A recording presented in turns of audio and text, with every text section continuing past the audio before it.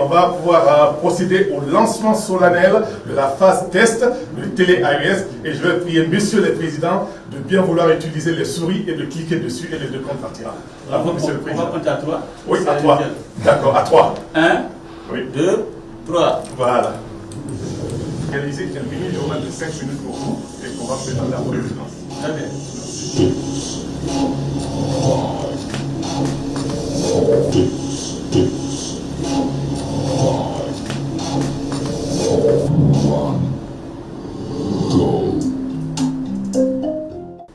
Mesdames et messieurs, bonjour. Au moment d'histoire, en ce mardi 23 décembre 2025, nous sommes en présence ici des 3 chefs d'État de l'AES pour le lancement officiel de la phase test de télé-AES.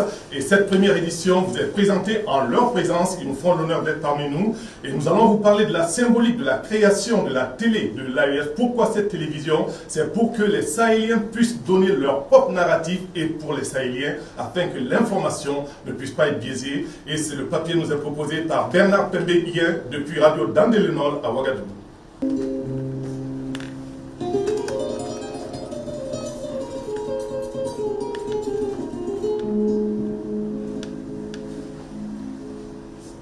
Après avoir enregistré des progrès remarquables dans ces 3 piliers, défense, sécurité, diplomatie et développement, l'Alliance des États du Sahel s'illustre désormais En Sara, et comme le disait Sédou Badian Kouyaté dans son ouvrage Sous l'orage, celui qui prend pour racine le passé aura pour feuillage l'avenir. Et désormais, les racines de télé-AES sont ancrées dans nos valeurs endogènes pour pouvoir donner de la bonne information. Et le sens de télé-AES, de Radio Dandeliptako et du journal qui va venir, c'est qu'on s'intéresse beaucoup à la couche juvénile du Sahel, la jeunesse qui représente près de 70% de la population. Et c'est le sens de l'éditorial que nous livre Abdoulaye Koulibaly, le directeur général de la RTL.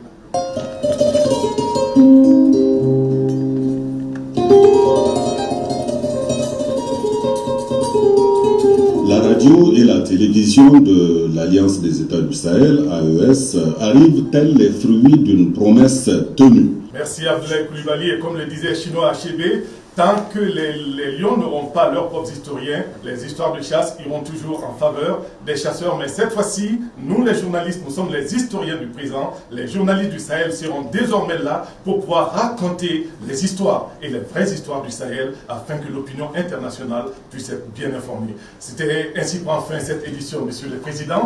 Et c'est une édition spéciale qu'on a préparée en votre honneur. Et aujourd'hui, à partir de cet instant, vous avez procédé au lancement officiel de la phase test de télé-AES, une phase test qui va durer entre 2 à 3 mois maximum, et après on pourra commencer à 100% avec la programmation. Mais dès aujourd'hui, le télé-AES va commencer à émettre et elle est présente sur le box Canal Plus au 699.